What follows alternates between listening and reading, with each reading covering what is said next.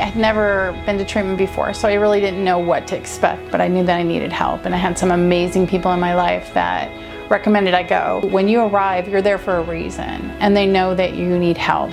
And you know, obviously, that you need help. I didn't know what to expect, so they're supportive every step of the way. When you never felt alone, never felt alone. The clinical programming is really intense. You spend some time doing intake. They get like a history, where you've been from, really kind of get an idea of who you are and what's going on. There's a bunch of modalities that they use.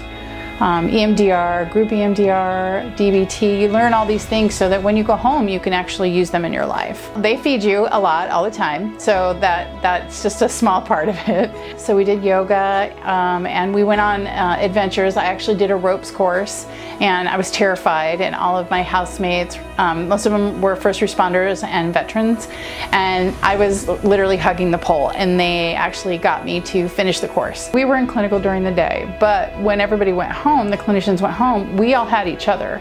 So we had to work out our stuff with each other using the tools that we were learning during the day. After I went through it, I realized that there was nothing like that, like nothing. There was so much in there that I didn't even know.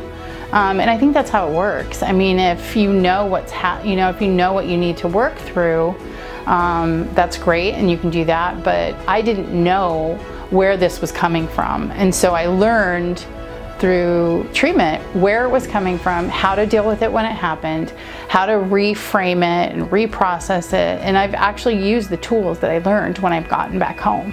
You know, trauma is so individual for everyone, and I really learned, that really opened my eyes when I got there, because I was with a lot of first responders and veterans, and I always associated PTSD with that group of people. And what I learned is that trauma is individual. So it really is about recognizing and listening and being honest with yourself. Like, don't pretend you're okay, you know, and if you're not okay, it's okay to not be okay, and that there's places that you can go to get help. I always had this idea of who I was and what I was supposed to do, and I just needed to work harder and do more, and if I did that and volunteered more and helped more people, and if I did that, then I would be good enough. And what I learned through the process at Deer Hollow is I am enough just as I am. I'm just really grateful, because Deer Hollow saved my life. Like, literally gave my life back.